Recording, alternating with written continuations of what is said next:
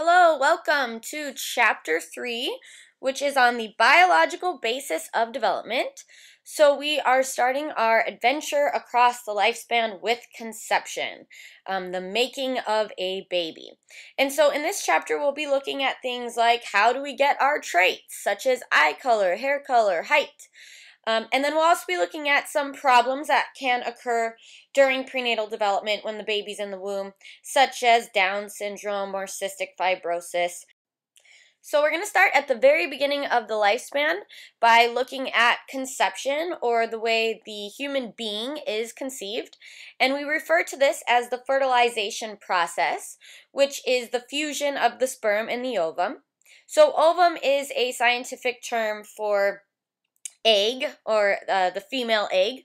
And so just an interesting side note is that as soon as the egg becomes fertilized, that fertilized egg contains all the genetic material that the human being will ever possess. So immediately you get all of your genes and DNA and chromosome that you will ever need for your entire life. So for a long time, the only way to conceive a baby was to have sexual intercourse. But now there are a bunch of other reproductive technologies and methods outside of sexual intercourse that we'll take a look at later. But for now, let's just get a more in-depth look at the fertilization process. Fertilization is the epic story of a single sperm facing incredible odds to unite with an egg and form a new human life. It is the story of all of us.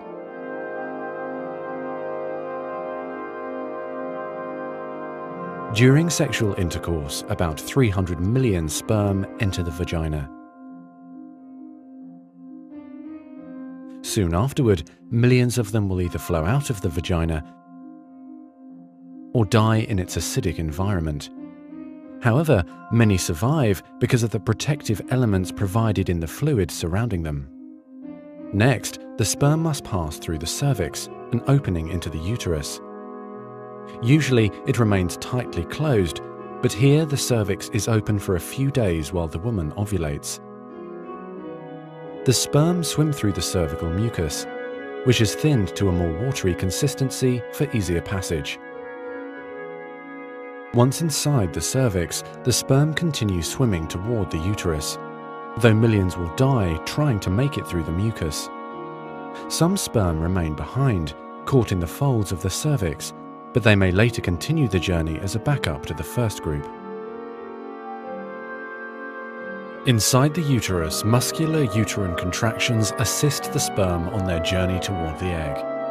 However, resident cells from the woman's immune system, mistaking the sperm for foreign invaders, destroy thousands more.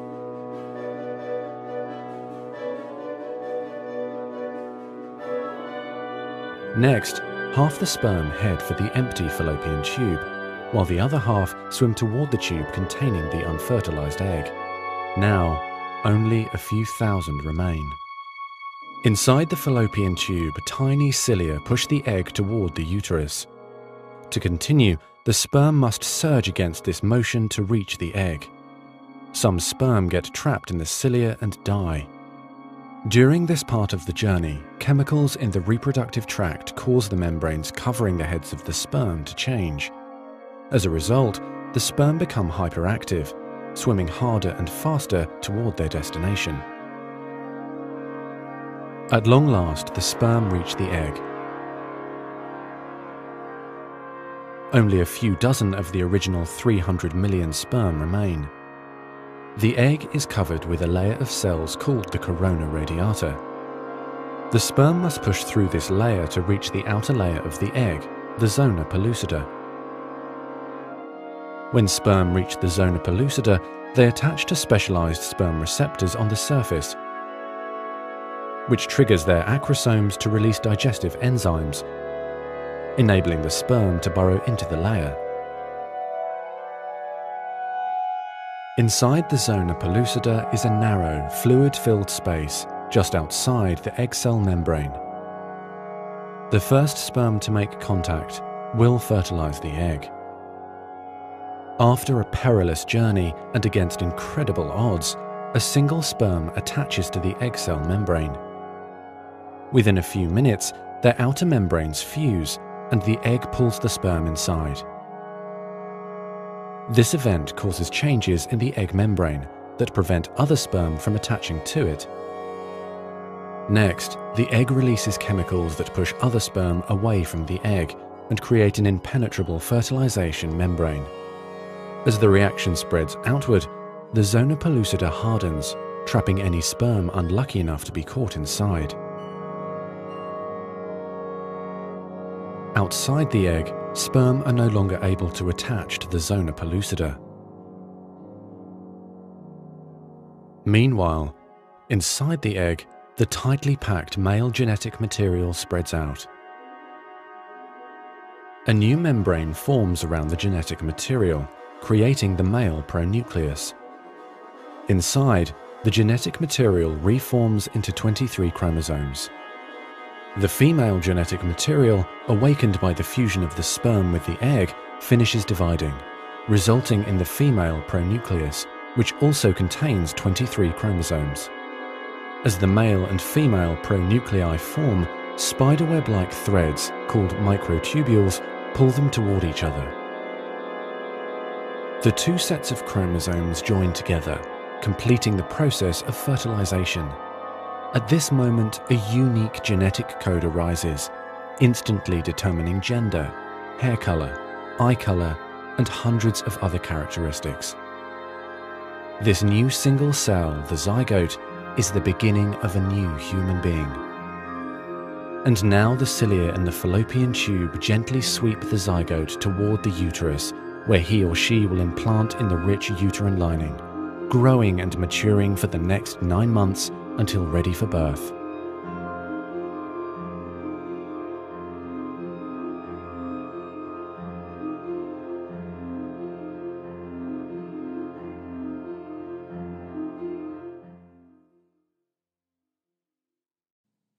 Okay, so sperm is obviously one of the necessary components to conceive a baby.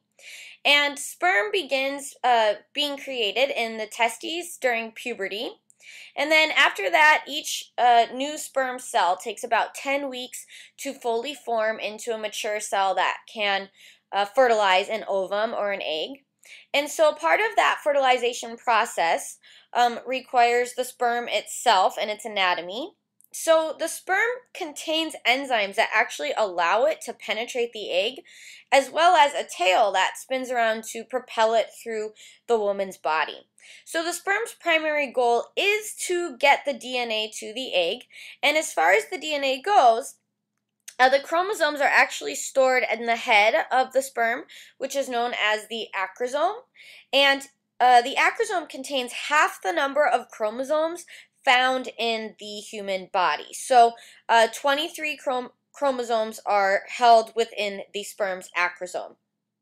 And so sperm remains capable of fertilizing an egg anywhere from 24 hours up till 5 days after ejaculation. Anywhere from 150 million sperm to 650 million sperm constitute normal ejaculation. On average, in an ejaculation, about 200 million sperm are released, and ultimately only one of them ends up fertilizing that egg. So it's kind of interesting to think that you yourself and me myself, we won this race against essentially 200 million other little sperm to be able to be born and to have life. So that's pretty cool. All right, so male infertility equals less than 10 million sperm during ejaculation, and male infertility is the cause for half of all unions without children versus like not wanting kids, for example. So on average, although 200 million sperm are released in an ejaculation, only about 200 make it all the way into the fallopian tubes, which is where fertilization occurs. And so a sperm itself is about 85,000 times the size of an egg, smaller. So it's much smaller than an egg in comparison. And so the sperm is what determines the offspring. It determines what sex the human being will be. And so there's two types of sperm. There are the X chromosome carrier and the Y chromosome carrier.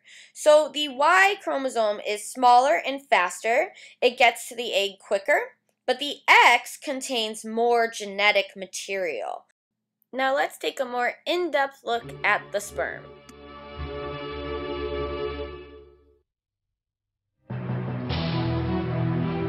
A sperm is in fact a cell, the function of which is to convey the genetic data of the male to the egg cell in the woman's body. When it is examined closely, sperm looks just like a machine specially designed to carry this load. The front of the sperm is covered with armor. There is another layer of armor under the first, and under this second layer lies the cargo carried by the sperm. In this cargo are 23 chromosomes belonging to the male. All the information concerning the human body, right down to the finest detail, is carried inside the chromosomes. In order for a new human being to emerge, the 23 chromosomes in the sperm have to unite with the 23 chromosomes inside the mother's egg cell. In this way, the first foundations of a person's 46 chromosomes will be laid. The armor system at the head of the sperm will protect this valuable cargo from all danger right through its journey. But the design in sperm is not limited to this. There is a very powerful engine in the middle of the sperm. The end of the engine is connected to the tail of the sperm. The power produced by the engine turns the tail like a propeller and enables the sperm to move swiftly. Since there is an engine in the middle, it will need fuel to make it work. This need has been thought of, and the most productive fuel for the engine, fructose, has been placed in the liquid surrounding the sperm.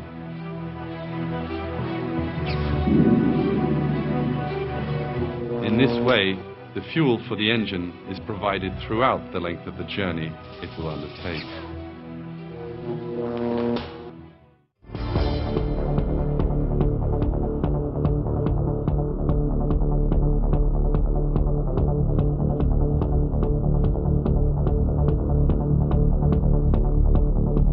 Thanks to this perfect design, the sperms head rapidly straight for the egg cell.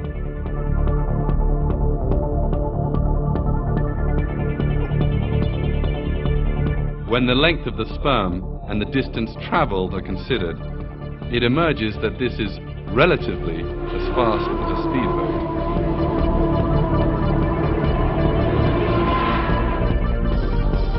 The production of these miraculous engines is carried out in a most expert manner. Inside each of the testicles, the sperm production centers, there are microscopic tubes of a total distance of around 500 meters long.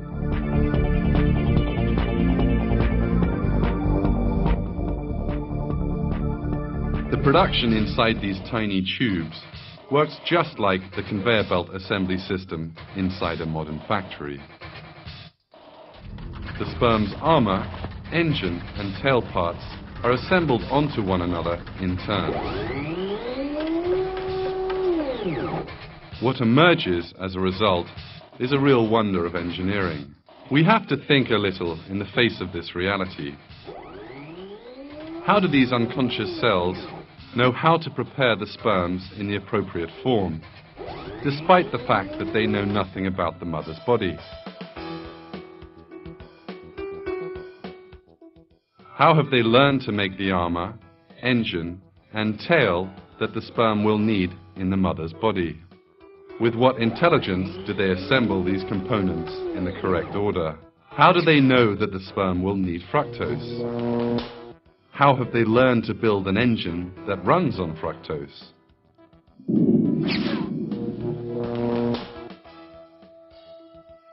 There is but one answer to all of these questions: the sperms and the seminal fluid that they are placed in. Let's take a look at the female reproductive cycle, which is a monthly cycle, often referred to as a menstrual cycle. It's often thought that a menstrual cycle just refers to the 7 days when a woman has her period, but in actuality, we refer to the whole reproductive cycle as a menstrual cycle. The average menstrual cycle is 28 days on average. However, it varies from woman to woman. Some women can have their menstrual cycle for 35 days, 37 days, or less than 28 days. It just depends. And the menstrual cycle or reproductive cycle itself involves a lot more than just the reproductive genitalia. It also involves the hypothalamus and pituitary gland, which are parts of the brain that regulate hormone release. It involves the ovaries, which is where the eggs are made. And so when we refer to a single egg, we call it an ovum. But when we refer to eggs in plural, we call this ova. The sexual cycle also involves the uterus, the vagina, and the mammary glands. So there's a lot that goes into it. A female fetus is born with 1 to 2 million oocytes. And oocytes is the technical term for an immature egg cell. But by the time the female goes into puberty, this is actually the onset of the reproductive cycle, puberty, they release their first mature ovum. At this time, they do in fact have about 400,000 oocytes stored in their ovaries, but the first release of a mature ovum is what we would refer to as the start of puberty. Ovulation is when an egg bursts from the surface of the ovary or when the egg is released. And this is when a woman is fertile or can get pregnant. So an egg is a jelly in texture, and it's about the size of a period at the end of a sentence, 12-point times New Roman font to be exact. And what's interesting is that all eggs or all ovum are the same size for all mammals. So the ovum in human beings is the same size as the ovum in elephants. When ovulation occurs, this creates a chemical reaction that inhibits the ripening of further eggs so that only one egg can be released in each menstrual cycle. However, accidents do happen and sometimes more than one egg is released, and this is one of the ways that we get twins, which we'll talk about later. Also, during ovulation, the body prepares the uterine lining for a fertilized egg. So inside the uterus, there is a substance that thickens during ovulation, and this helps to aid in implantation. We want that uterine lining to be real sticky and thick if it is going to be able to hold on to a fertilized egg that will ultimately grow into a baby. If the prepared uterine lining does not hold on to a fertilized egg, either because the uterine lining wasn't prepared well enough or because an egg never gets fertilized, then what happens is the uterine lining sheds. And so the shedding of the uterine lining is what we know as menstruation. This is a period when you see a woman bleed. So a woman releases an egg each month on average from about 35 to 40 years. So a woman's then fertile for up to 40 years. However, after about 40 years of being alive, the eggs have been exposed to a lot of environmental hazards, teratogens, and so this is why it's said that women over 40 are more likely to produce babies with birth defects. So now let's take a more in-depth look at ovulation. The main players in the female reproductive cycle are the pituitary gland, the ovaries, and the uterus. Their activities are closely coordinated. Each month, one or other ovary releases a single egg, an event known as ovulation. It is brought about by a series of complex interactions between the pituitary gland, the ovaries, and the uterus. The pituitary gland is itself under the control of this small area of the brain known as the hypothalamus. A new menstrual cycle begins when the nerve cells of this center secrete a hormone called gonadotrophin-releasing hormone, GnRH, into the network of blood vessels which surrounds the pituitary gland. Stimulated by pulses of gonadotrophin-releasing hormone, cells in the pituitary gland secrete another hormone, follicle-stimulating hormone, or FSH. FSH travels in the bloodstream, reaching the ovaries. There it stimulates the formation and growth of an ovarian follicle in one or other ovary. The follicle consists of an egg, a number of surrounding cells which secrete estrogen hormones, and fluid. FSH helps the egg to mature and prepares it for release. As the follicle matures, the hypothalamus increases secretion of GnRH. This in turn stimulates the pituitary to secrete a second hormone which acts on the ovary. This is luteinizing hormone, or LH. Toward the middle of the cycle, there is a sudden peak in the blood level of LH. This acts as the trigger for ovulation. Within minutes of its release, the egg is guided by suction through the fringed opening of the outer end of the fallopian tube, starting it on a journey which will take 5 or 6 days as it passes down the tube and finally reaches the cavity of the uterus. Meanwhile, after the follicle ruptures, it is converted into this yellowish body known as the corpus luteum. Cells at the corpus luteum secrete the hormone progesterone, which brings about important changes in the lining of the uterus, preparing it for possible pregnancy. In fact, the lining of the uterus, known as the endometrium, undergoes changes in response to hormone levels during the cycle. In the first half of the cycle, known as the follicular phase, the developing follicle secretes increasing amounts of estrogen hormone, which encourages regeneration of the endometrium. After ovulation, there are important changes in the endometrium, aimed at making it suitable to receive a fertilized egg. These changes are brought about by a secretion of progesterone from the corpus luteum. The secretion of progesterone is maintained for several days, but if the egg is not fertilized in that time, the corpus luteum withers, and falling levels of progesterone and estrogen trigger the shedding of the uterine lining as the menstrual flow. The cycle then starts again. But if the egg is fertilized, no menstruation occurs, as the corpus luteum continues to function, secreting progesterone during the first 3 months of the pregnancy. Thereafter, numerous changes occur to support the developing embryo. Okay, let's take a look at implantation. But it's important to first note that during ovulation, the egg is taken in by the fallopian tubes, and the fallopian tubes are a passageway from the egg once it's discharged from the ovary surface. This is also where sperm is waiting generally to fertilize the egg. The fallopian tube is actually the size of a human hair in diameter, so it's very, very small. The uterus is only about the size of an orange prior to pregnancy. Once you're pregnant, it grows up to the size of a grapefruit, actually. But these body parts are much smaller than most women anticipate. So fertilization has to occur pretty rapidly once the egg enters the fallopian tube, because remember, it will only stay alive in there for up to 24 hours. And so, as soon as the egg becomes fertilized in the fallopian tubes, the first cell division begins. And we actually refer to a fertilized egg as a zygote. And then it travels, the zygote travels towards the uterus, and the cells continue to divide for several days. Once the zygote gets to the uterus, implantation begins. And so implantation is when that fertilized egg attaches and secures itself to the uterine wall. Remember that the cells keep dividing and multiplying in the fertilized egg as soon as the sperm and egg cell actually fuse together. However, about 4 days after initial cell divisions, we would refer to this zygote as a blastocyst.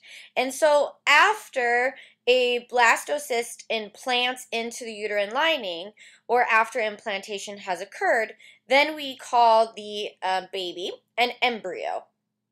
And the cells will continue to divide and multiply. Each cell then specializes. Some cells become hair cells, some cells become skin cells, etc.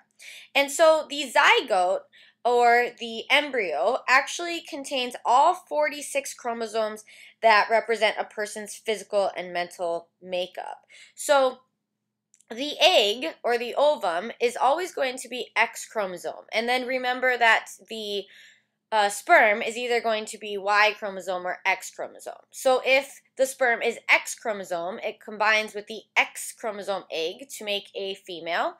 And if the sperm is Y chromosome, it combines with an X chromosome to make a male. And so the sperm has 23 chromosomes and the egg has 23 chromosomes. So when they fuse together, you get all 46 chromosomes that make up the human being. Okay, let's take a more in-depth look at implantation. Approximately 24 to 30 hours after fertilization, the zygote completes its first cell division. Through the process of mitosis, one cell splits into two, two into four, and so on. As early as 24 to 48 hours after fertilization begins, pregnancy can be confirmed by detecting a hormone called early pregnancy factor in the mother's blood. By 3 to 4 days after fertilization, the dividing cells of the embryo assume a spherical shape, and the embryo is called a morula.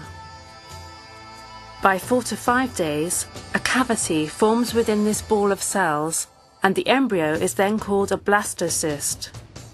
The cells inside the blastocyst are called the inner cell mass and give rise to the head, body, and other structures vital to the developing human.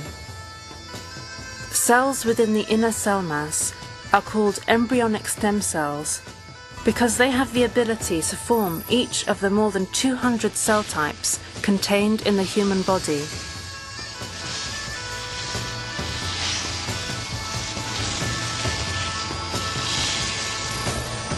After travelling down the uterine tube, the early embryo embeds itself into the inner wall of the mother's uterus. This process, called implantation, begins 6 days and ends 10 to 12 days after fertilization.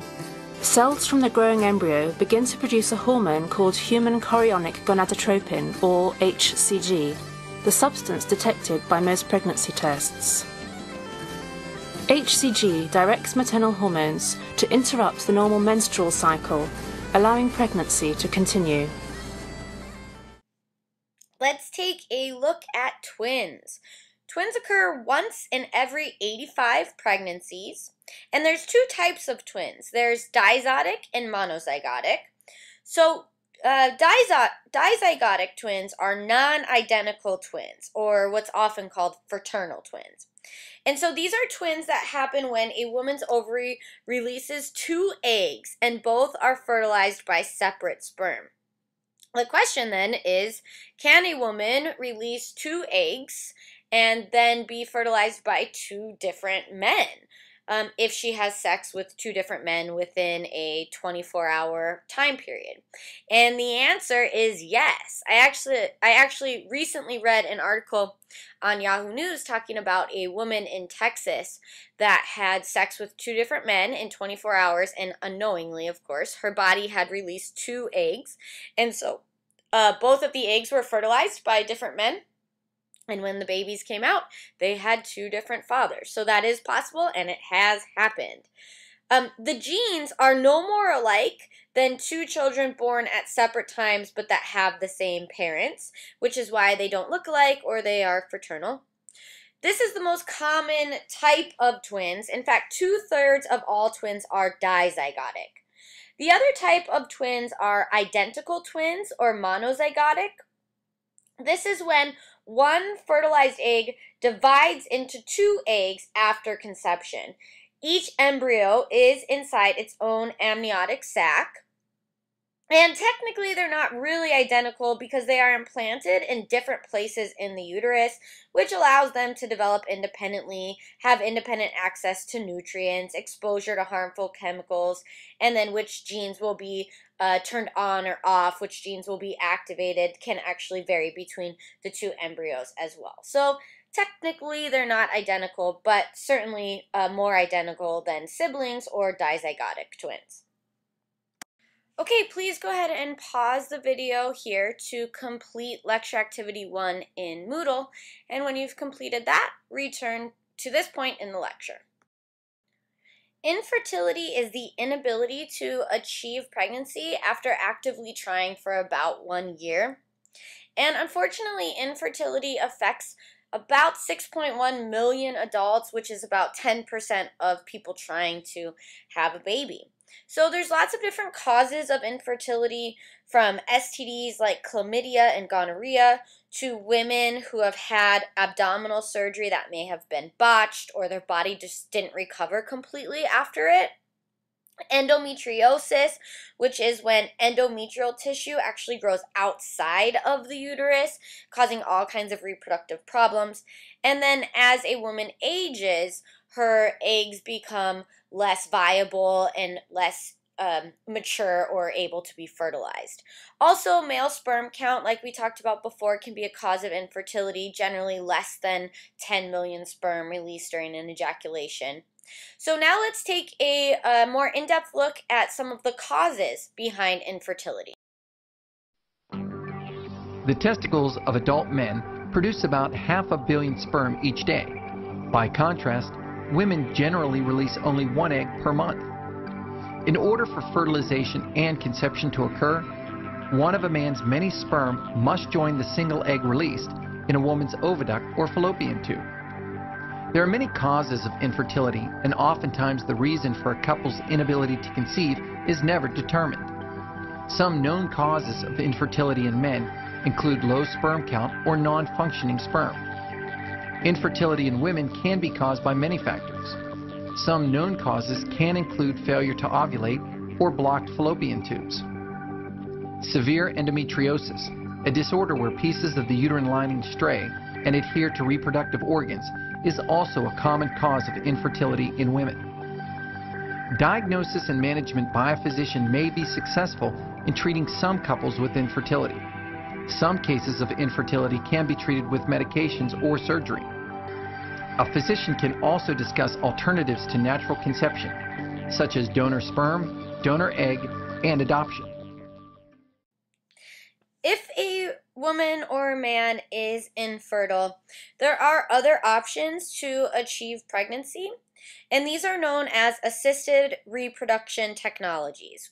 And they're external fertilization procedures that occur with help and outside of the woman's body generally. So the most popular or talked about is in vitro fertilization, which is fertilization that occurs in the petri dish, and then the fertilized egg is implanted inside of the woman's body. But the most common method of an assisted reproduction technology is actually intrauterine insemination or artificial insemination by donor, and this is the injection of the sperm directly into the woman. And then the next kind of popular method of assisted reproduction is intracytoplasmic sperm injection, and this is when the sperm is injected directly into the egg. So this is really useful for males with low sperm count or males that have what are often known as slow swimmers. So this kind of allows the sperm to not have to travel so far because they're just directed right into the egg. So we're going to watch a video that explains these 3 techniques in further detail, and then we'll come back and talk about some of the other techniques.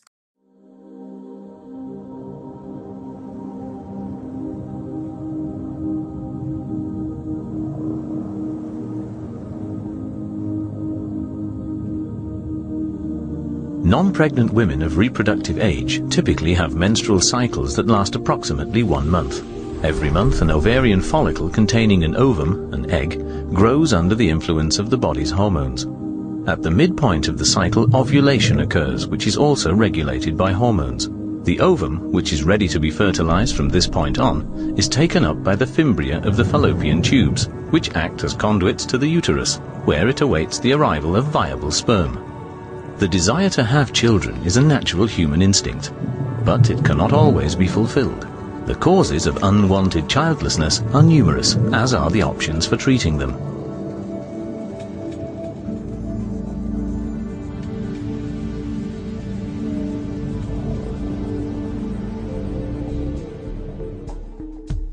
With intrauterine insemination, the timing of sperm delivery is tightly controlled using a sperm sample provided by the male partner at the time of ovulation, or by using a previously frozen sample.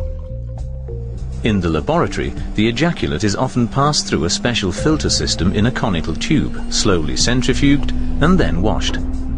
Only active sperm cells are collected in this way. Other parts of the ejaculate are discarded. Using a syringe and a thin catheter, the prepared sperm cells are directly introduced into the cavity of the uterus or womb beyond the cervix, the mouth of the womb. Once deposited there, the sperm immediately make their own way towards the awaiting egg in the fallopian tube. The objective here is to minimize the distance to the egg awaiting fertilization for as many fit sperm cells as possible. As a result of the earlier preparation, the sperm cells are more motile and the heads of the spermatozoa have undergone a maturational process that prepares them for fertilization.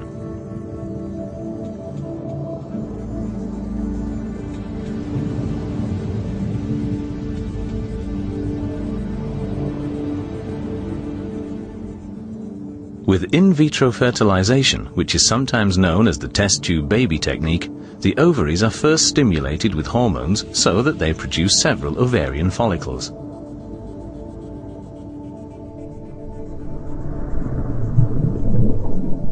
Before physical ovulation takes place, but after oocyte maturation is initiated by the administration of a further hormone, the follicles are aspirated. This means that the follicular liquid and the egg it contains are extracted with a needle. This is performed under sedation in a short outpatient procedure, with the doctor using transvaginal ultrasound to check the proceedings.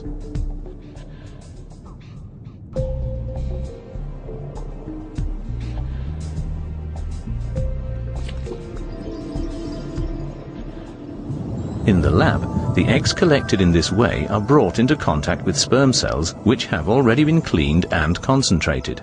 The eggs and sperm cells remain in an incubator set at 37 degrees centigrade for 24 hours so that natural fertilization can take place. During this process, one of the many sperm cells will find its way into each egg.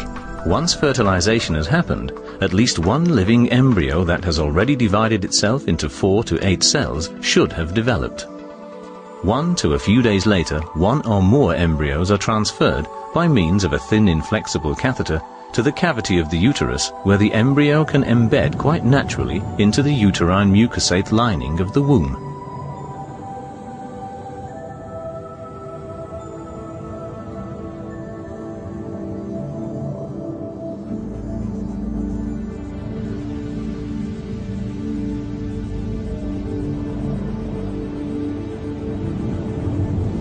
A further development of in vitro fertilization is what is known as intracytoplasmic sperm injection, or ICSI for short. The ovaries are first stimulated with hormones to allow several ovarian follicles to mature. The eggs are then removed by aspiration. This takes place under sedation during a short outpatient procedure. Fertilization takes place by injecting an individual sperm cell into one or more of the collected eggs. For this purpose, the egg is held in a holding pipette and one sperm cell is injected under the microscope directly into the ovum by means of a very fine pipette. After about 24 hours, the eggs are checked for signs of fertilization. After a further 24 hours, the embryo, undergoing cell division all the while, can be transferred to the cavity of the uterus by means of a thin catheter and left to embed itself into the uterine mucosa, just as in natural pregnancy.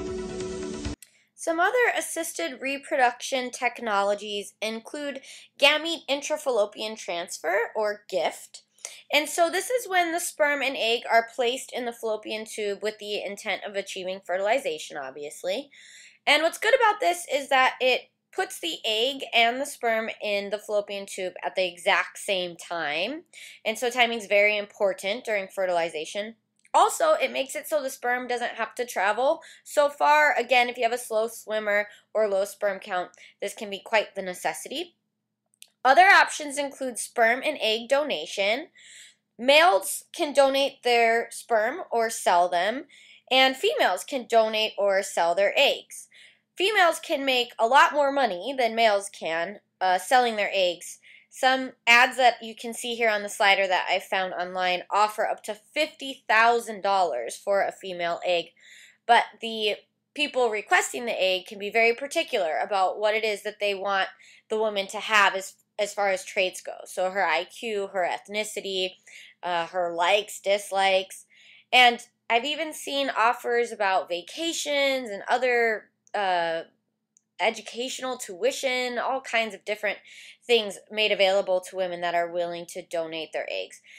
So I think there's less women that are willing to do this than there are males that donate sperm, because it's their egg, which is only released once a month, so there's not as much being released as there is sperm being released. And then also, it's kind of an invasive surgical procedure to get the egg out, whereas with donating sperm, the male basically just has to ejaculate. Okay, another form of assisted reproduction technology would be surrogate motherhood. And so this is when one woman carries another woman's embryo. So some of the ways that we can get a woman's embryo into another woman is through zygote intrafallopian transfer, or ZIFT, and this is when a fertilized egg is transferred to the fallopian tube. Another way is cryopreservation, which is freezing embryos for future use. So after the embryo or the zygote has had its first cell division, then it can be frozen and implanted into another woman. We might want to take advantage of this option if our uterine lining isn't thick enough for implantation, or if our uterus is not an environment that can carry a child for 9 months. Then this is when we would use embryos that have been frozen to implant into a surrogate mother. Other options for people with infertility issues or people who want more kids is adoption. So adoption is defined as taking a child of another parent voluntarily as one's own. So today there's less children available to a variety of factors like contraception, abortion, just making there less babies in the world. And then additionally, single parenthood and homosexual parenthood becoming more accepted and being allowed to adopt, where many years ago single women or homosexual couples were not allowed to adopt. And so studies show that there are a lot of older, minority, and special needs children that are available, even though there is kind of this shortage of babies needing to be adopted in general. Of the ones that are available to be adopted, they tend to be older, minority, and special needs children, where the wait for white infants can be years. So the longest wait list belongs to white infants, unfortunately, in comparison to older, minority, and special needs children. There's two forms of adoption: closed adoption and open adoption. Closed adoption is when the natural parent knows nothing about the adopting parent. All the genetic information is sealed in court. The goal of closed adoption is to lessen the emotional pain for the birth mothers. However, a lot of the birth mothers report that this doesn't actually help, that they never really stop grieving the loss of their child or giving their child to someone else. The open adoption is when the natural parents have considerable input into the adoption process. The birth parents or natural parents can choose the characteristics of the adoptive parents, such as the ethnicity, religion, income, number of kids in the family. And they can even set up deals where the birth parents can see the child when they want, even take the child on vacation, talk on the phone, go to their school functions. And so some studies show that open adoption does, in fact, lessen the feelings of abandonment and grief by the birth parent. However, adoptive parents may not want to work with the birth parents in seeing the child, but if it's a condition of the adoption, then the adoptive parents just have to accommodate that. One of the main issues that a lot of adoptive parents or even natural birth parents might have to deal with in having an adopted child is that either set of parents may have to deal with what we call being relinquished, which is being cut off by the child at some point. Perhaps when the child is of a legal age or an acceptable age, then the child can decide if they would like to spend more time with their birth parents or their adoptive parents, and in some cases have abandoned the other set of parents. Another surprising phenomenon that we have seen in the last few decades is a rise in international adoption. And some of the reasons for this is that some parents report that it's easier to adopt a child in another country, that the wait lists are shorter, that the time is shorter, that the procedures or processes for adopting a child are less invasive or less intense. Okay, what I'd like you to do now is pause the video and go on to Moodle to complete lecture activity 2. Once you have done that, please resume the video at this point. Let's take a look at heredity at work and begin our discussion of how we get our specific traits, like eye color, hair color, height, etc. The original cell contains 46 chromosomes, which we discussed earlier. When the sperm cell and the egg cell combine or fuse together, the sperm cell has 23 chromosomes and the egg cell has 23 chromosomes, which when they come together creates 46 total chromosomes. And immediately after fertilization, those cells begin to divide. And as they divide, each cell begins to specialize and make muscle cells, bone cells, skin cells, blood cells, nerve cells. And so when the infant is born, they have billions of cells at birth. And so this process of dividing of the cells so that they can specialize is called mitosis. Mitosis is cell division in which the number of chromosomes in each cell remains the same. So while it is technically a cell division, I often think of it as a cell multiplication, because ultimately these cells are just kind of multiplying and replicating themselves over and over and over again. Each cell has a copy of the parent chromosomes. Then there is meiosis, which is cell division in which the number of chromosomes is halved. This happens only with sex cells, the cells that become either the sperm or the egg. Sex cells divide by mitosis until puberty, when meiosis begins to happen. Each sex cell then receives 23 chromosomes. So meiosis is the process responsible for shuffling hereditary characteristics and what makes siblings look different from one another. So to recap what I just said or summarize, let's go ahead and watch a video clip on meiosis versus mitosis. Prior to meiosis or mitosis, DNA replication occurs. In both meiosis and mitosis, the nuclear membrane breaks down as the DNA organizes into chromosomes. In meiosis, chromosome pairs come together, or synapse, and crossing over occurs, resulting in mixing of the genetic information between the chromosome pairs. The paired chromosomes then align along the central plate of the cell and subsequently separate, one traveling to each end of the cell. In meiosis, a second division sequence occurs, resulting in 4 cells with half the number of chromosomes. Mitosis involves a single division sequence, resulting in 2 cells with no net change in the number of chromosomes.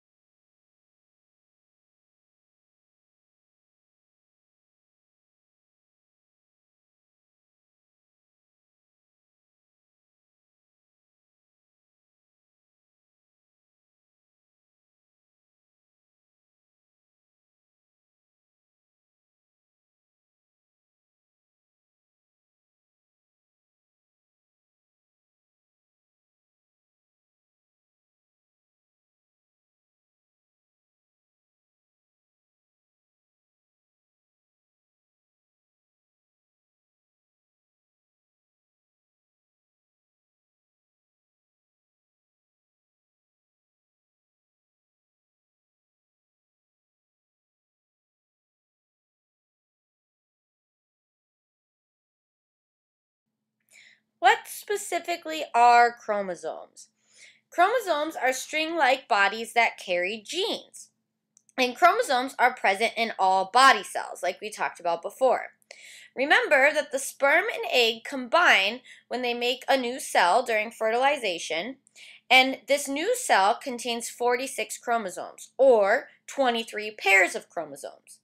One member of each pair is contributed by the father, and one member of the pair is contributed by the mother. The 23rd chromosome is the one that will determine the sex of the offspring. So remember, if it's XX, then it's female. If it's XY, then it's male. You can see that there on the slide.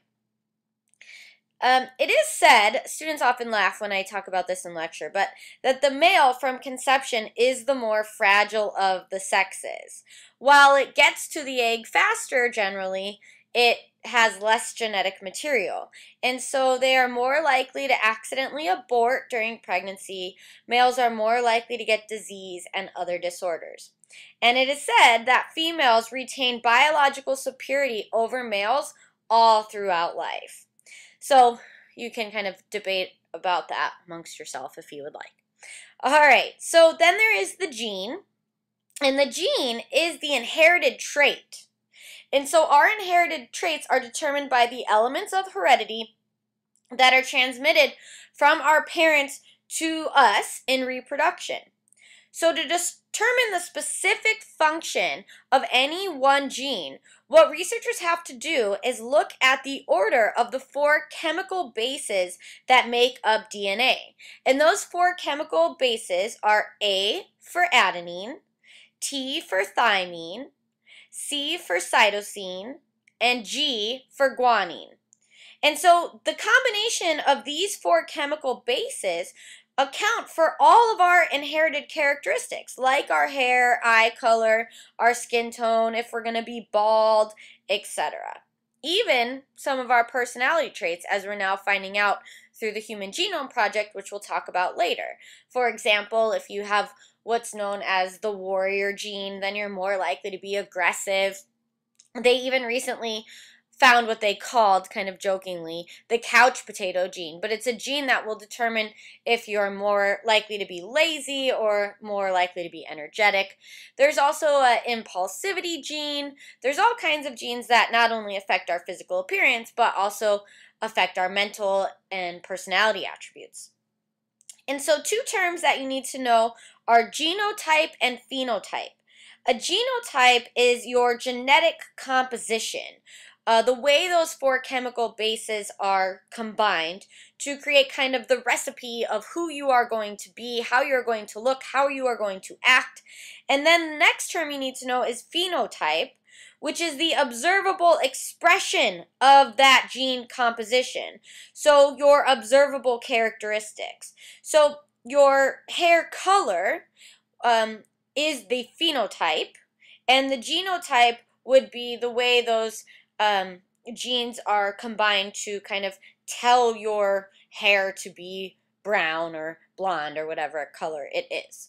Okay, let's take a look at a video that kind of explains this in greater detail and summarizes what we've just talked about.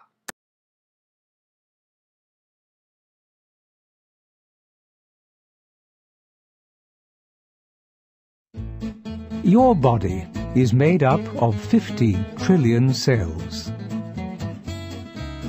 Cells come in many different varieties, with many different functions.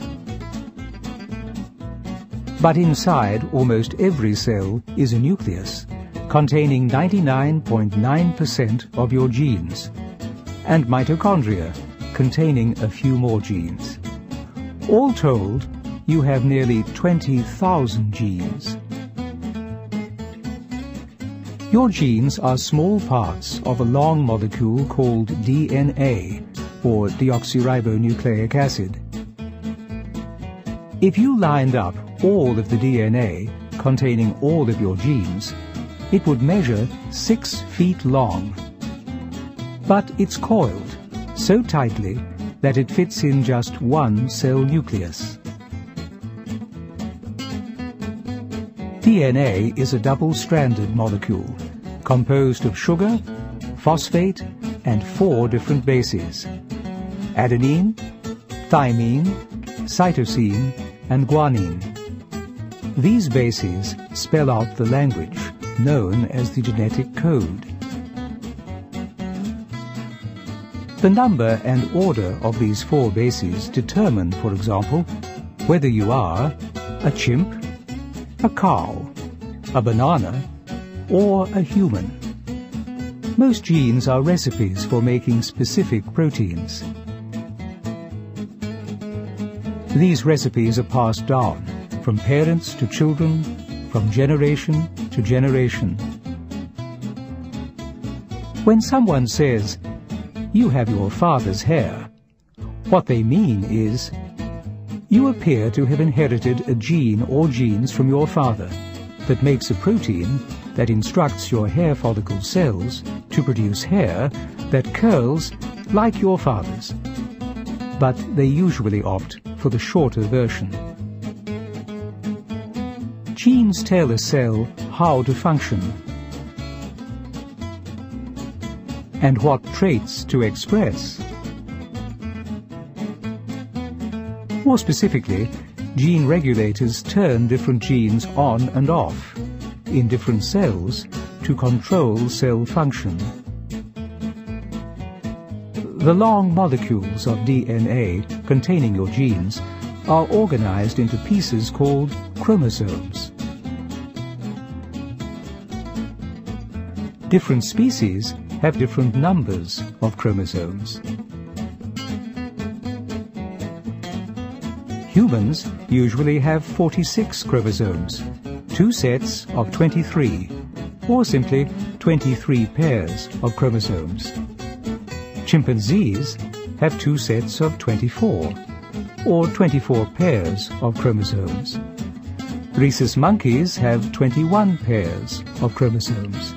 Cows have 30 pairs of chromosomes. Chickens have 39 pairs.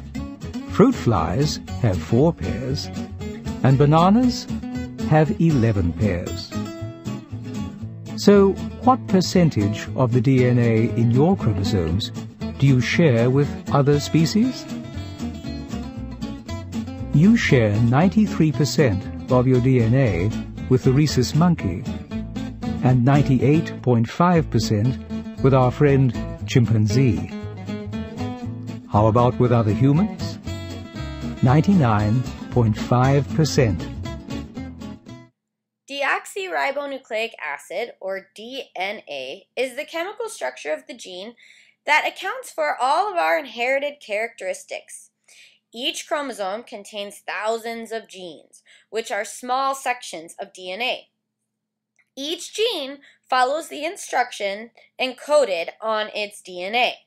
So it is the DNA then that tells the gene what to do. These instructions are sent as chemical messages called RNA, or ribonucleic acid, and the instructions are sent to the surrounding cell. So ribonucleic acid, or RNA, is nucleic acid that's pretty similar to DNA. And so the structure of DNA are strands that look like a ladder and are connected by those 4 base chemicals that we talked about earlier. Now, A always joins with T, and G always joins with C. So the sequences determine our genetic similarities to each other and our variations. So if one side of the ladder had a DNA code of ATCG, what would the other side have? It would have TAGC. So one sequence then determines the next. Gregor Mendel, who is an Austrian monk, he started crossbreeding pea plants because he wanted to show how traits are passed down through our genes.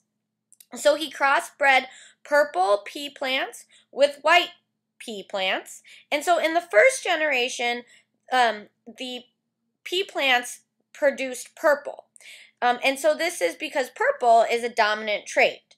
In later generations, however, after many times of crossbreeding purple and white, eventually white plants began being the offspring or began appearing. And so white is then a more recessive trait. So let's look at the difference between dominant and recessive traits.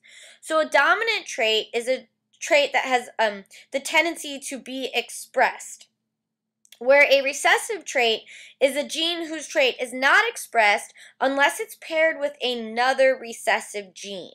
For example, if both parents contributed genes for blue eyes are considered recessive, where brown eyes are considered dominant. And so if both parents contributed genes for blue eyes, then perhaps the phenotype of the offspring would be blue eyes.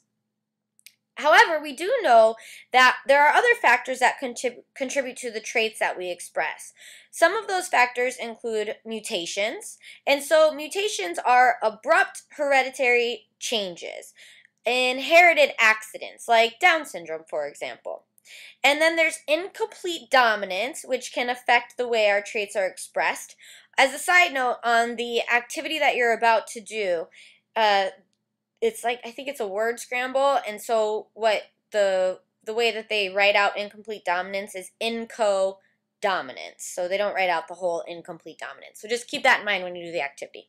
Anyways, incomplete dominance is a genetic trait not being fully expressed.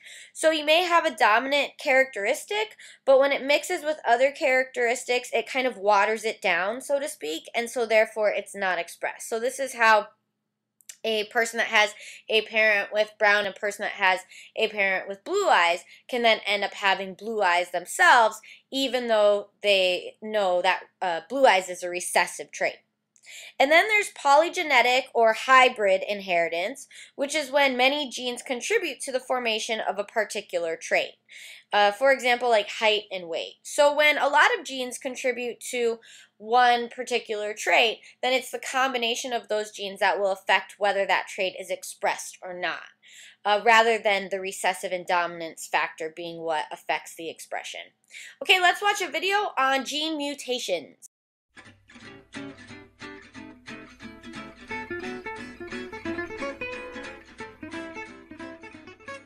What do you think of when you think of the word mutation? Do you think about X-Men and some really awesome ability? Or the Ninja Turtles? We loved the Ninja Turtles when we were little. We might be showing our age a little bit. But mutations really are not that glamorous. Most people understand that a mutation is some kind of change. It is a change of genetic material, and more specifically, a nucleic acid. RNA and DNA, they're both types of nucleic acids. So how does a change happen? Remember that in DNA, the base adenine A goes with the base thymine T, and the base cytosine C goes with the base guanine G. And that's all good, but what happens if the wrong base matches up? Many things can cause an error like that. There can be external factors, like chemicals and radiation. Internal things too, like something goes wrong during DNA replication, during interphase. Interphase is a stage that prepares cells to divide during mitosis.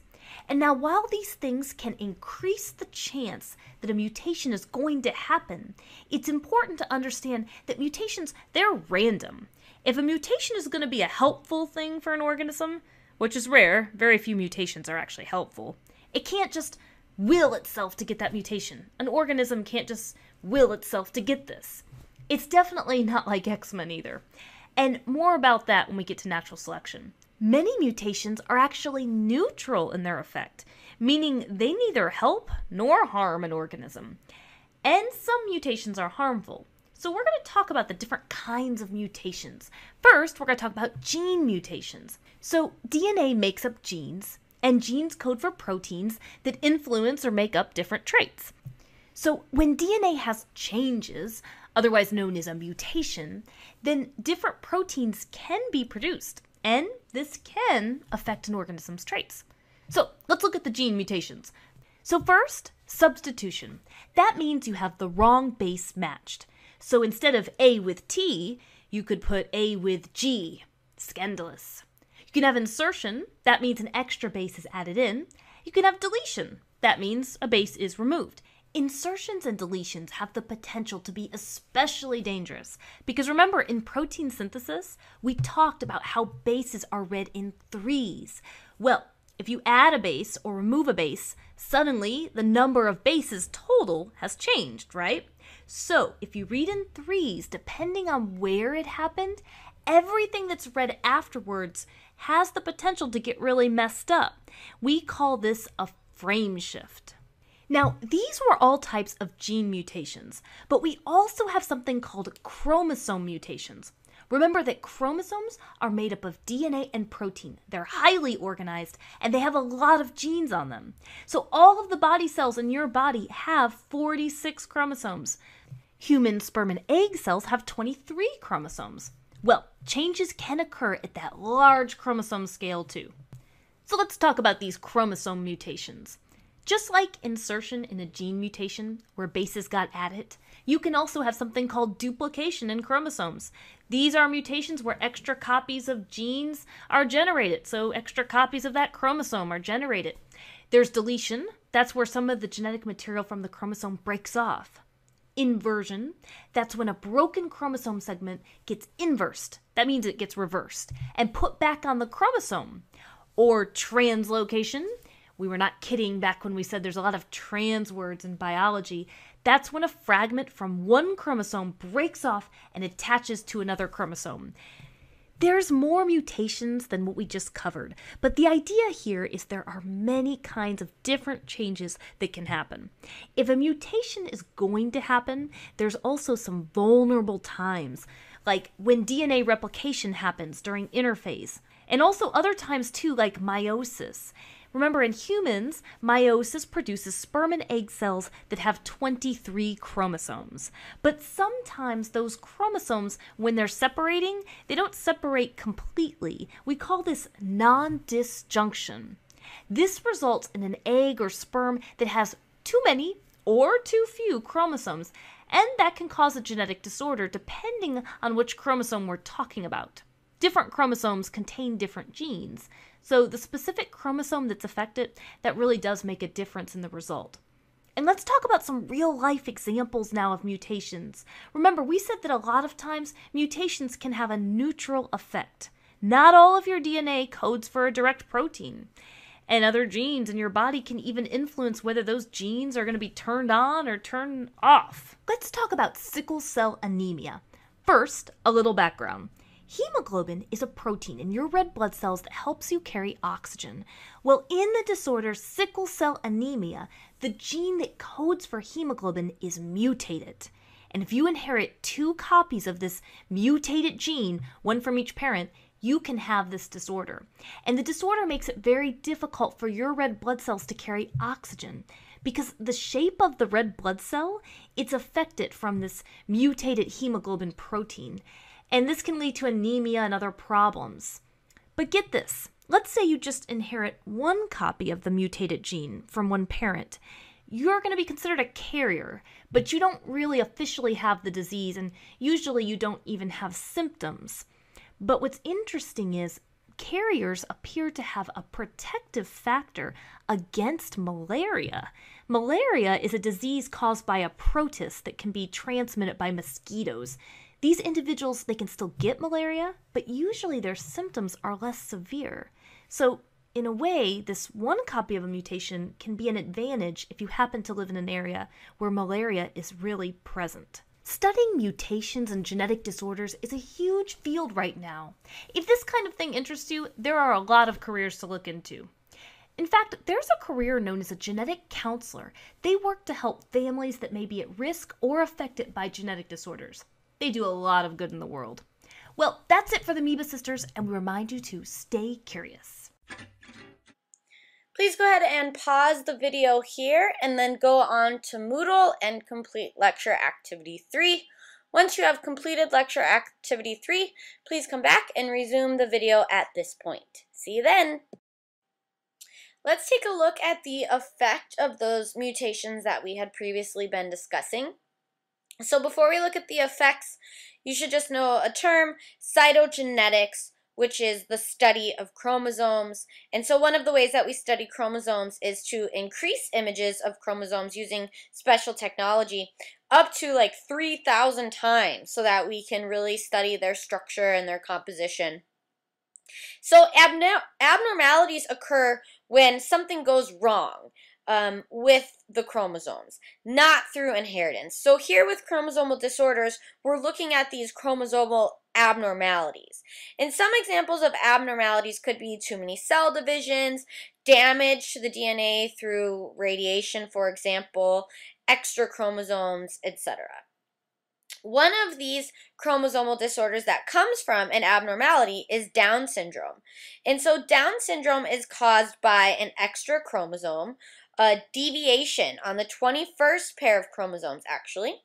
And this deviation or abnormality produces distinctive facial features, small hands, large tongue, possible mental retardation, heart defects, and then a person with Down syndrome actually has an increased risk of leukemia. For women below 30, the likelihood of Down syndrome is about 1 in 1,700 births, whereas once a woman gets above 35, this rate increases to 1 in 400 births. So let's go ahead and watch a video to help us better understand Down syndrome.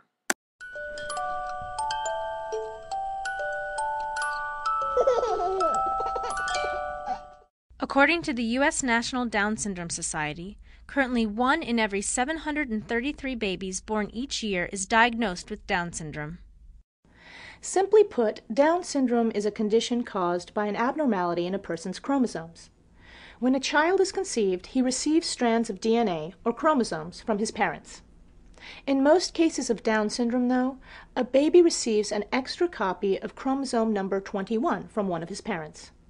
There are several theories for why this chromosomal anomaly occurs, among them non-disjunction, which accounts for 95% of all Down's cases, translocation, which is thought to account for 4 to 5% of all cases, and mosaicism, which accounts for about 1%. Research has shown that non-disjunction, the most common reason thought to lead to Down syndrome, is influenced by maternal age. Statistically, a woman at age 25 has a 1 in 1,250 risk of having a baby with Down syndrome. At age 30, the risk is about 1 in 900. By age 35, it's about 1 in 350. By age 40, it's 1 in 100. And by 45, it's about 1 in 30. Interesting to note that even though the risk is greater as the mother's age increases, about 80% of babies with Down syndrome are born to women under age 35. This is because younger women have more babies than older women. It is this extra chromosome that causes the physical and mental delays characteristic of Down syndrome.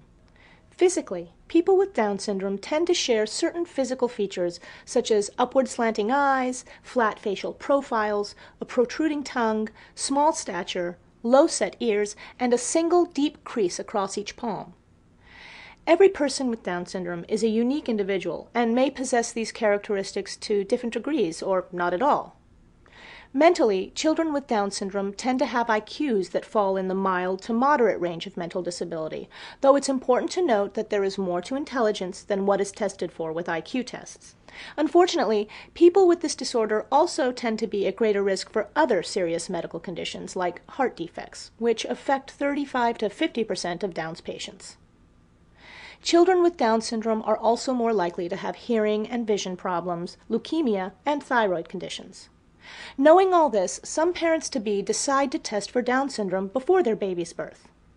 To do so, they can employ screening tests, diagnostic tests, or a combination of both. One of the most common screening tests is known as the nuchal translucency test, or NT, which is an ultrasound that measures the nuchal fold, which is the clear space in the tissue at the back of a developing baby's neck. Babies with abnormalities tend to accumulate more fluid at the back of their neck during the first trimester, causing this clear space to be larger than average. The NT scan must be done when you're between 11 and 14 weeks pregnant. It's usually offered along with a blood test in what's known as first trimester combined screening. It's important to understand that these screening tests are only a measure of whether a baby is likely to have Down syndrome. They do not offer a definitive diagnosis. For this reason, some parents decide to undergo more conclusive diagnostic tests. One diagnostic test is called chorionic villus sampling, or CVS, and involves extracting a small piece of a woman's placenta for testing. Chorionic villus sampling is usually performed between the 10th and 12th weeks of pregnancy. Because CVS is an invasive test, there's a small risk, about 1 in 100, that it can induce a miscarriage. Another test, called amniocentesis, involves collecting and testing a sample of the mother's amniotic fluid. It's generally performed between weeks 16 and 18 of a woman's pregnancy. The doctor inserts a hollow needle into the woman's abdomen to remove a small amount of amniotic fluid from around the developing fetus. This fluid contains the baby's chromosomes and can be tested to check for genetic problems and to determine the sex of the child. Amniocentesis also carries a slight risk of inducing a miscarriage, which ranges from 1 in 200 to 1 in 1,000. For both diagnostic tests, much depends on the skill and experience of the person performing the test, so ask what the individual doctor's rate of miscarriage is before consenting to do the test with him or her. After birth, a simple blood test can confirm a diagnosis of Down syndrome if necessary. While Down syndrome can be scary, the life expectancy of people with the disorder is increasing all the time, from 25 in 1983 to 60 today, according to the National Down Syndrome Society.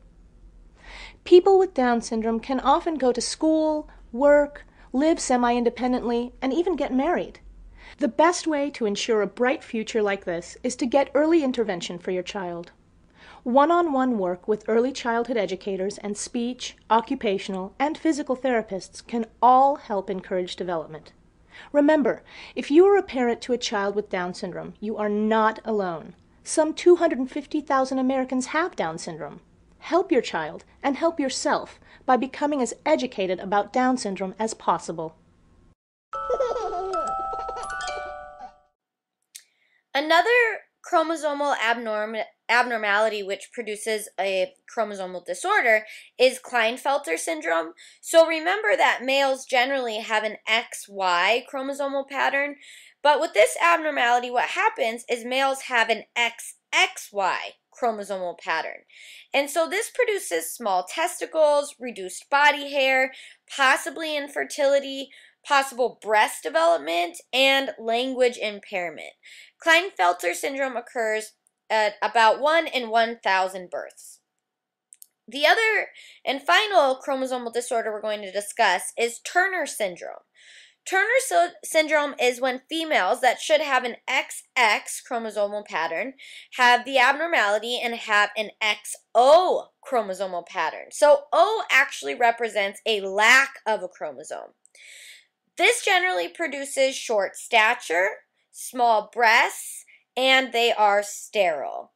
Turner syndrome occurs in about 1 in 2,500 female births. Now we're going to take a look at genetic disorders, which, unlike chromosome disorders, are inherited. So the parents would actually be carrying traits that the offspring could then get and perhaps have these disorders. The first genetic disorder we're going to talk about is Tay-Sachs disease. Actually, Tay-Sachs disease affects Jewish people of Eastern Europe the most of any population, and generally it causes death by the age of 4 or 5. So at birth, the people that have Tay-Sachs disease seem normal, but then over time it becomes degenerative and their mental abilities and their motor coordination slows down. And eventually they die, usually by about age 4 or 5. And so at 6 months, you start to see this change in their mental and motor skills. And what's going on is that their nervous system and their brain is having a failure to break down the fatty material in their body. And so because of this failure to break down the fatty materials, this destroys nerve cells, and that eventually causes the loss of coordination, even blindness, and then ultimately, like we said, death. So it's a recessive gene, but the danger arises when two people produce an offspring and those two people are both carriers of the Tay-Sachs disease trait. The next genetic disorder we're going to discuss is sickle cell anemia.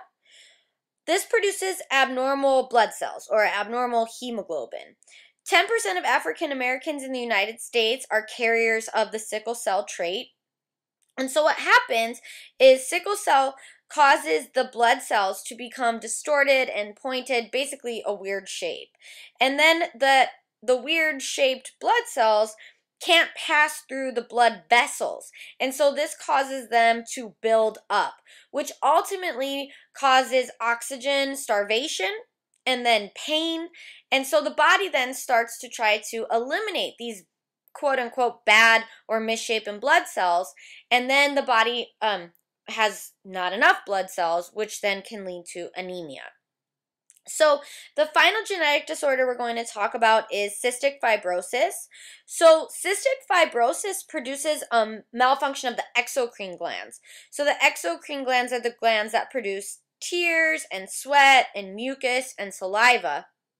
And so what happens to the mucus is that it gets very thick, and this actually causes breathing to be very difficult. So a lot of people that have cystic fibrosis have to be on machines that help them to breathe. Also, because of the thickness of the sweat, for example, or the sweat that's excreted actually becomes very salty. And so because of this, or you can kind of think of it as a lack of ability to sweat normally, the person then can develop heat exhaustion and die from that. So sweat actually cools us down. If you can't sweat normally, your odds of dying from heat exhaustion or suffering from heat exhaustion increase. So unfortunately, cystic fibrosis kills more children than any other genetic disease. About 30,000 children and adults have cystic fibrosis in the United States, and it affects about 1 in 2,000 children. However, about 1 in 30 individuals are carriers of the trait. But just because you're a carrier doesn't mean that your offspring will in fact have this disorder. The next genetic disorder we're going to take a look at is spina bifida. So spina bifida is when the developing neural tube in the spinal cord doesn't close, producing mental retardation. So when the baby is in the womb and it's developing, one of the things that happens in the first trimester is that the neural tube develops, which is the tube that ultimately forms into the brain. And so if that doesn't close all the way, then the brain doesn't develop properly, and this is what produces the mental retardation. But you can test for that early on in pregnancy. Women who take extra folic acid when they're pregnant usually can reduce the chances of spina bifida. That's why doctors really recommend taking prenatal vitamins during pregnancy. The final two genetic disorders we're going to discuss are actually sex-linked inheritance disorders. And so the X chromosome is substantially larger than the Y chromosome. In fact, it's about 3 times larger than the Y chromosome. And so this is why we say that the X chromosome contains more genetic material than the Y chromosome. And so this sex chromosome is actually the 23rd chromosome. And so if a dominant and recessive gene come together, on the 23rd chromosome, it doesn't make a difference what's going on with the Y chromosome because of the size of the X chromosome. And so on the 23rd chromosome, whatever going on with the X chromosome, there's nothing the Y chromosome can do to offset the effect of that. And so this affects then or creates certain disorders. The first of which is hemophilia. And so hemophilia causes incorrect blood clotting. It doesn't allow blood to clot when it needs to, especially if there's injury or a wound. And so it's often called the bleeder's disease because the blood in most people, once we start bleeding, it will clot, and then eventually this will produce a stoppage of the blood. But with hemophilia, there's nothing to stop the blood, so the bleeding will be substantial and profuse over a significant amount of time, if not, if the person doesn't seek out medical attention. Okay, and then the next sex-linked genetic disorder is color blindness, and so this is a function of the X chromosome. And so regardless of what's going on with the Y chromosome, if the X chromosome carries color blindness on that 23rd chromosome, then the person's going to be colorblind. So there are a variety of different types of color blindness. There's red-green color blindness, there's blue-yellow color blindness, and then there's monochrome color blindness. where the person doesn't see any color at all. But the most common is red-green color blindness, which means literally that the person cannot see red and green colors.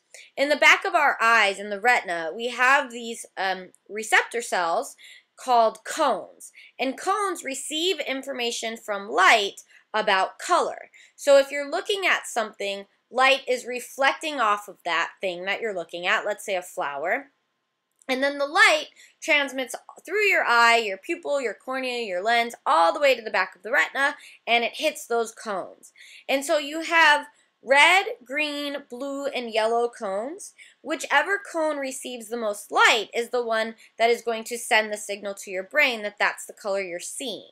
However, if you have color blindness, then generally one or all of these 4 cones don't work, and then that produces the type of color blindness that you have. For example, if you have red and green color blindness, that means your red and or green cones do not work. So, if you look at the slide, you can see there's a little test for color blindness, which we usually use at the doctor's office. So if you take a look at it, you should see the number 5. If you don't see that there, this could mean that one of your cones is not working properly or never developed, and so you would want to make an appointment with your optometrist. Okay, let's take a look at a quick video that kind of recaps everything we talked about pertaining to genetic disorders.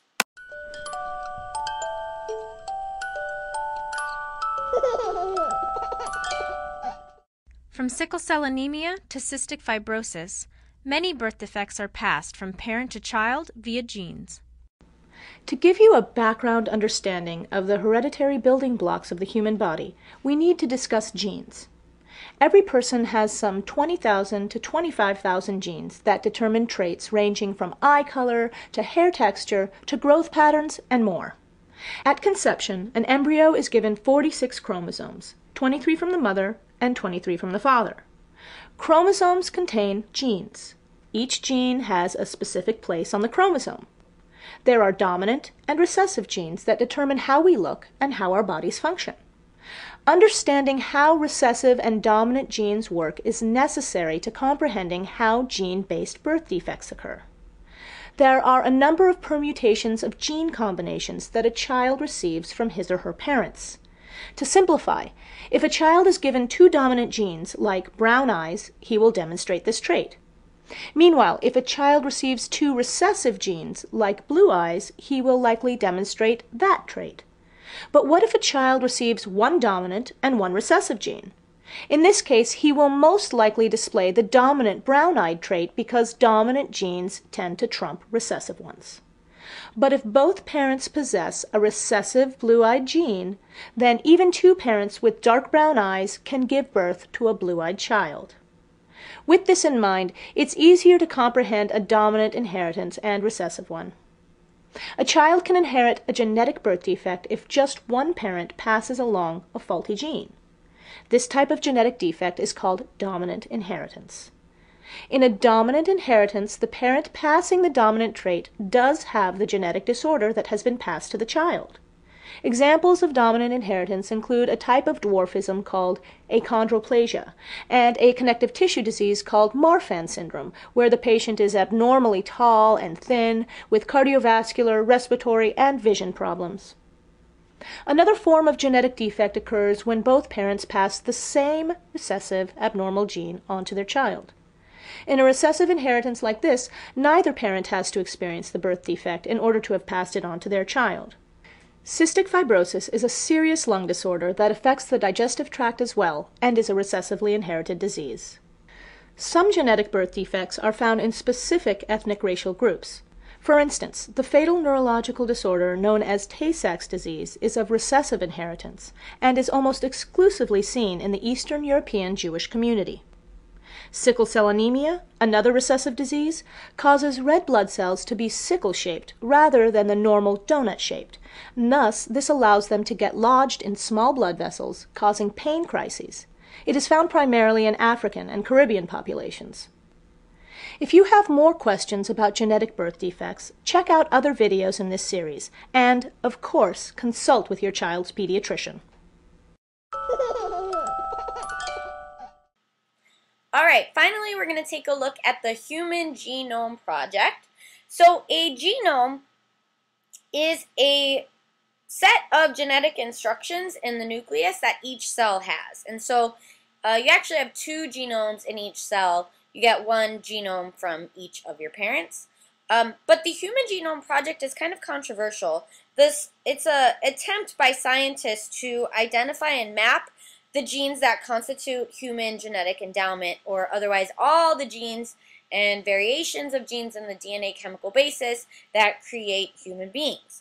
So some of the interesting facts that scientists have found through the Human Genome Project is that chromosome number 1 is the busiest chromosome. It has 2,968 genes.